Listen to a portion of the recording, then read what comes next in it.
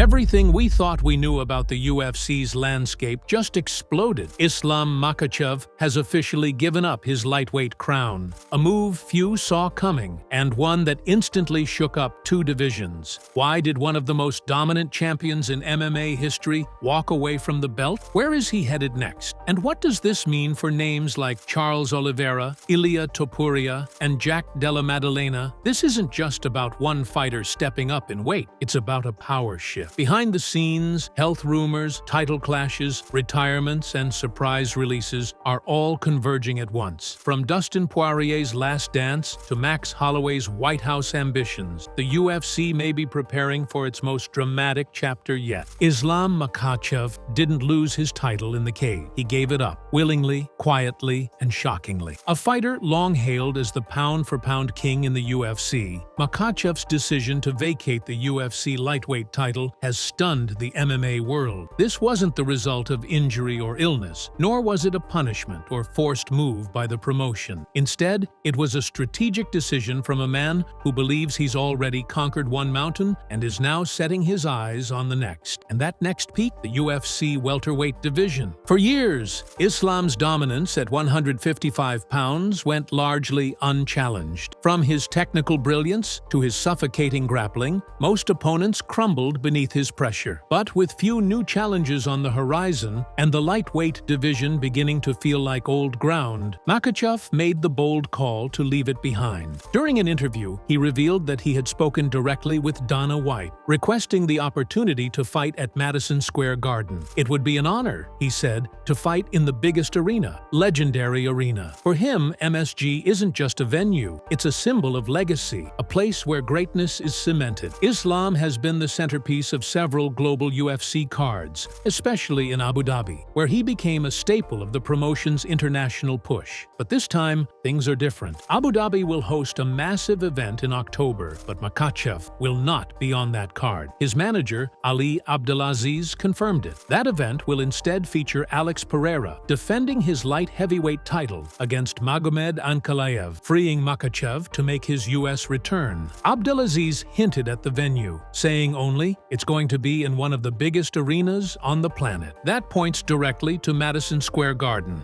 And while nothing has been signed yet, the groundwork is being laid for a career-defining showdown. Islam Makhachev has already ruled over one division with authority. Now, he's looking for something more, an iconic venue, a bigger belt, and a place in history that no one can deny. But stepping into a new division comes with risks, and waiting on the other side is a man who's just as hungry for the spotlight. As Islam Makhachev steps away from the lightweight division, he walks straight into the fire. Because standing across from him at welterweight is Jack Della Maddalena, a relentless striker from Australia who has surged to the top of the UFC's most dangerous division. And unlike most champions, Maddalena isn't interested in slow negotiations or tune-up fights. He wants Makhachev, and he wants him at Madison Square Garden. Fresh off a dominant win over Bilal Muhammad, Della Maddalena has become the face of a new era at 170 pounds. With precise boxing, knockout power, and an uncanny ability to adapt mid-fight, he's quickly gained a reputation as a fighter who thrives under pressure. But it's not just his fighting that's generating buzz, it's his mindset. After his last fight, he told reporters that fighting at MSG would be a dream scenario. "There's something special about that arena," he said. "To headline there? That's legacy stuff." That statement mirrors everything Islam has said in recent weeks. Both men want the spotlight. Both men want to fight at MSG. And the UFC, always eager to create magic on the world's biggest stage, might just give them the green light. Dana White has never shied away from spectacle, and this matchup is as close to a super fight as you can get. It's the classic clash of styles. Makhachev's grappling versus Maddalena's striking. Dagestan versus Perth. Pressure versus patience. And it may be the most significant bout either man has ever faced. Ali Abdelaziz, who manages Makhachev, all but confirmed the direction things are headed. Islam's not fighting in Abu Dhabi. He told listeners on the Pound for Pound podcast he's going to be in the US, in one of the biggest arenas on the planet. That comment, coupled with Makhachev's own request to fight at MSG, has sent fans into a frenzy of speculation. With both fighters aligned on location, the UFC has has all the ingredients for an unforgettable main event. This isn't just a title fight, it's a test of legacy, a meeting of two champions who are willing to risk everything for the chance to claim greatness in the heart of New York City. And if the UFC makes it official, it might be one of the biggest cards of the year. While Makhachev climbs toward new mountains, one of his old rivals is now facing the wreckage of a career-defining defeat. Charles Oliveira, the former UFC lightweight champion, known for his thrilling fights and record-setting submissions, suffered a brutal knockout loss to Ilia Topuria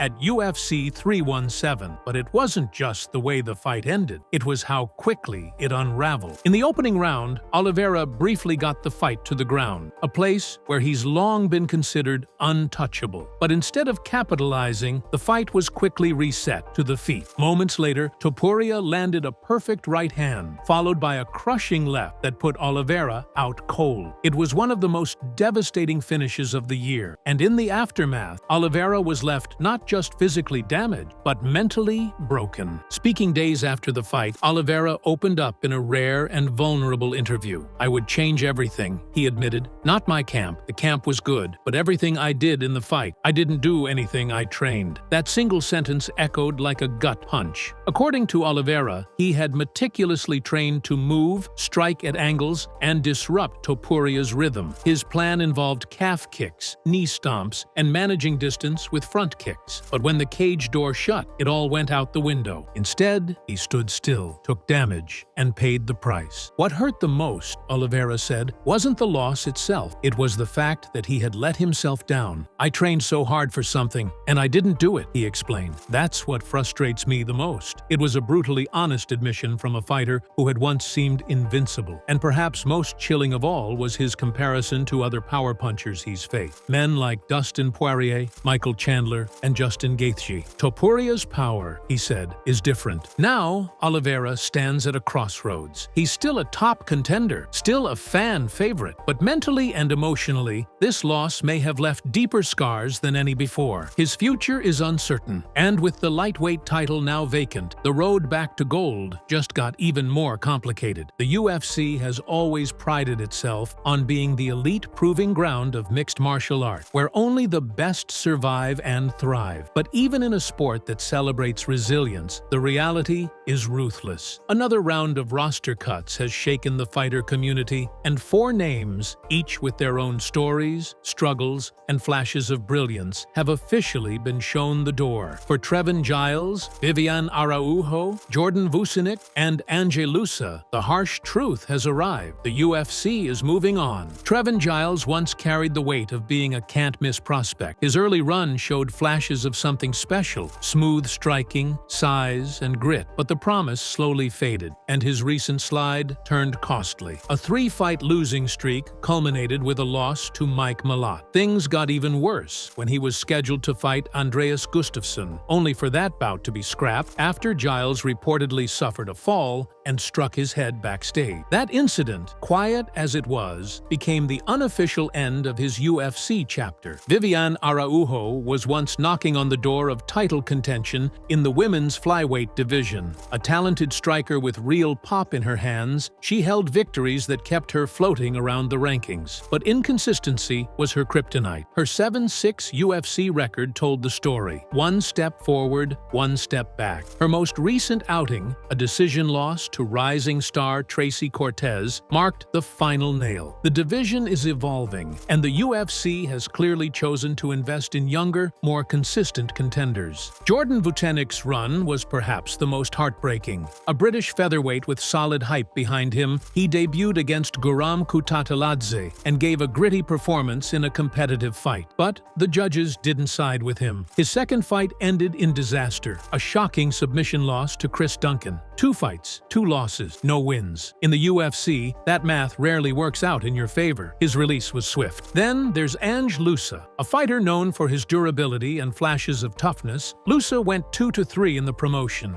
In his final appearance, he had moments of success against Phil Rowe, but it wasn't enough. He got caught, got dropped, and the UFC made its decision. For fans, the cuts may seem harsh, but the machine keeps moving. For fighters, it's a reminder that every step inside the octagon is a test, and not everyone makes it out the other side. Yet being cut isn't the end. Many fighters go on to rebuild in other promotion. The question now is, who will take this setback and turn it into fuel? Because in MMA, comebacks are always on the table, but only if the hunger survives the heartbreak. Khamzat Chimaev was supposed to be the UFC's unstoppable monster, a wrecking ball in both the welterweight and middleweight divisions. His rise was meteoric, his finishes violent, and his aura undeniable. But now, as he prepares for the biggest fight of his life at UFC 319 against Dricus Du Plessis, whispers have begun to grow louder. According to middleweight contender Caio Borralho, there's serious talk that Chimaev may walk away from the sport if he captures the middleweight belt. Yes, retire, undefeated, on top. Borralho's comments weren't made lightly. There are whispers, he told MMA Today, that if Khamzat wins the belt, that's it, he's done. And while many brushed it off as speculation, the idea suddenly doesn't seem so far-fetched. For one, Chimaev has battled ongoing health issues for years, complications that began during a terrifying bout with COVID-19 in 2021. At the time, he publicly posted that he was retiring. "I think I'm done," he wrote. "I just want to live my life." Though he later returned, that message has always haunted fans, raising the question, how much has he really recovered? More recently, insiders say the same issues continue to linger. Chimaev, now 30, has reportedly struggled to maintain consistent training camps. At times, his camps have been short, limited, and interrupted. But it's not just health. There's also pressure. Political expectations from his home country, religious commitments, and an already immense financial fortune are pushing him in a different direction. Borralho put it simply, he has money, he has power, he's already seen as a champion. Why keep going? That's what makes UFC 319 such a pivotal moment. It might not just be a title fight, it could be a farewell, and ironically, that only adds to the intrigue. Chimaev's dominance has been undeniable. Wins over Gilbert Burns, Li Jingliang, and Kevin Holland showcased his versatility and raw power, but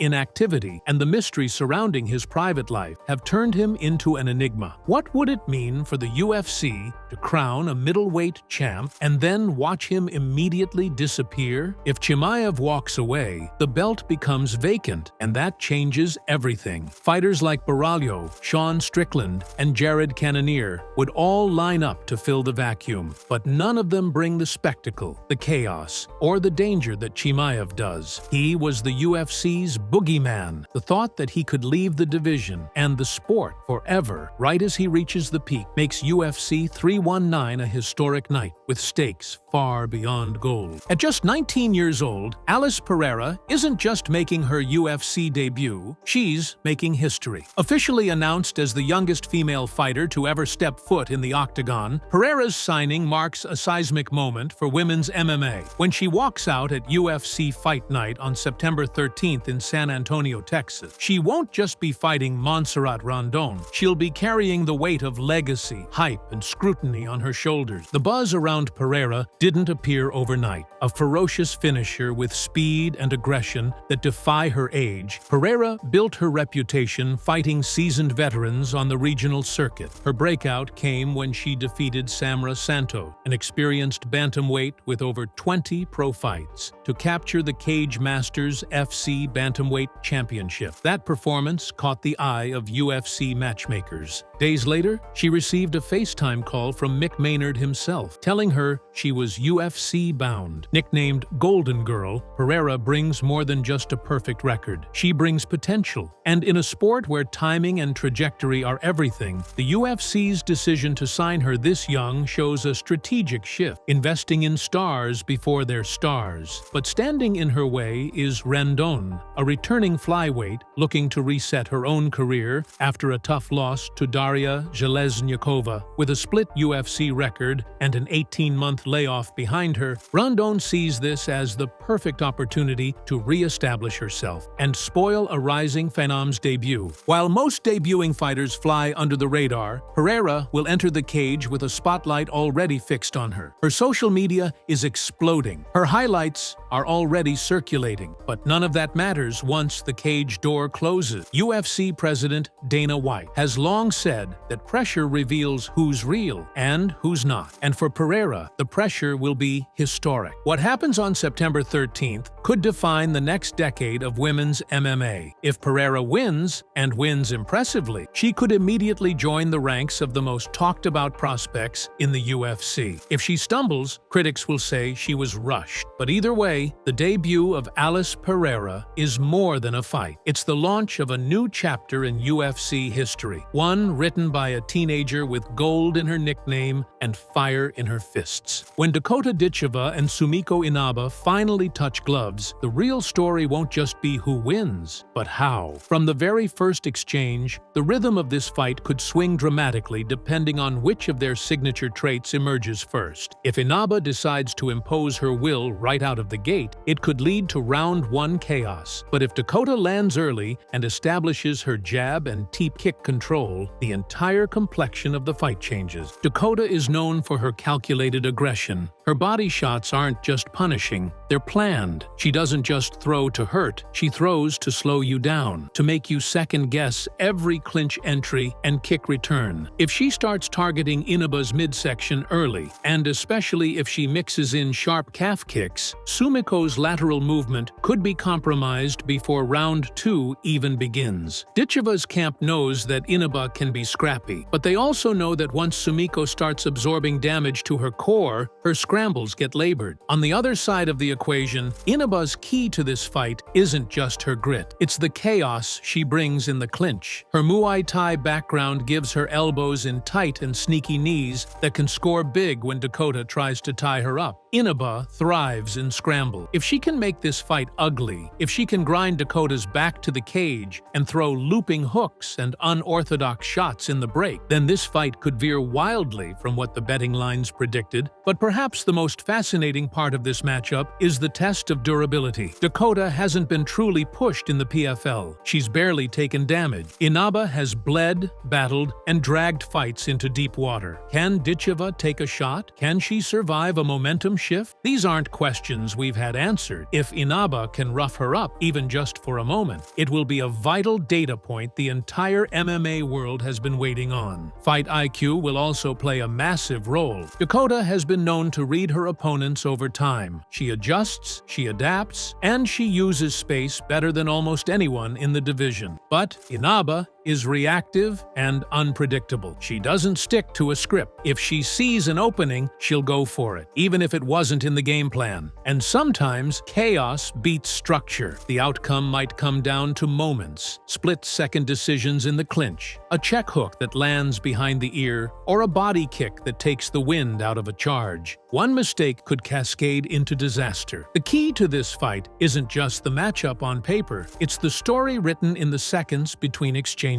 Dakota Ditcheva's rise has sparked more than just excitement. It's created division. Within the MMA community, there's growing debate over whether she should stay with the PFL or make the leap to the UFC. The promotion has been hyping her as a future face of women's MMA, but many fans question whether her current level of competition justifies the spotlight. Some want to see her go toe-to-toe with the real killers, Valentina Shevchenko, Amanda Ribas, or even Jessica Andrade. And the speculation isn't without fuel. Dakota has been humble in interviews, but hasn't avoided the topic. "I'm not quite there yet. I'll always give her Shevchenko respect. I'm still only 26, she said recently in a post-fight interview. The honesty struck a chord. Some praised her maturity. Others called it hesitation. Regardless, the statement became a lightning rod for fans debating her true ceiling. Rumors have also swirled about Dakota headlining a UK PFL card in 2025, alongside Brendan Loughnane. That possibility alone has upped the pressure, especially from British fans eager for a dominant hometown hero. But with higher profile comes more scrutiny. Threads on Reddit have questioned whether her opponents have been handpicked to pad her record. The phrase, "protecting a prospect," has been tossed around, despite her consistent finishes. Some drama also comes from outside the cage. Whispers of a potential cross-promotion boxing event involving Dakota, maybe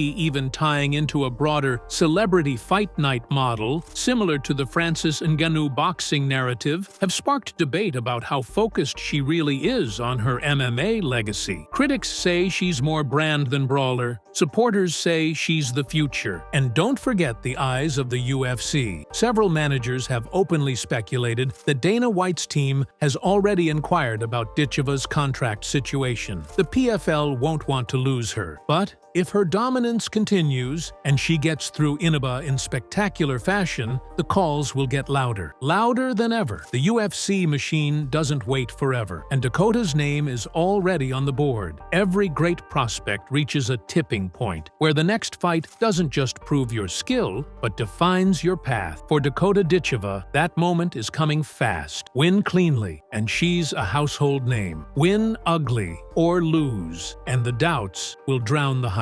As the tension builds toward fight night, one thing is clear. This clash between Dakota Ditcheva and Sumiko Inaba is no simple showcase. It's a pivotal crossroads in both of their careers. On paper, Dakota holds the edge. Her striking is crisper, her finishing rate is higher, and she's never really been tested in a way that shook her. But that also means she's never had to recover from adversity. Inaba has. She's been bloodied, dropped, and rallied back. That difference in battle-worn experience could be a wild card. Let's talk possible outcomes. The first, Dakota starts fast, lands a clean right hand or a liver kick in the first minute, and steamrolls Inaba with a surgical finish. It's not far-fetched. She has the speed and precision to do it, and that would make a strong statement to critics and potential UFC suitors. The second scenario, Inaba drags the fight into deep water. She weathers the early storm, gets inside, starts bullying Dakota in the clinch. Maybe there's a cut. Maybe Dakota starts breathing hard. Inaba thrives when the fight gets ugly. And if this goes the distance, her volume and pressure could win over the judges. A decision win would instantly vault her into contender conversations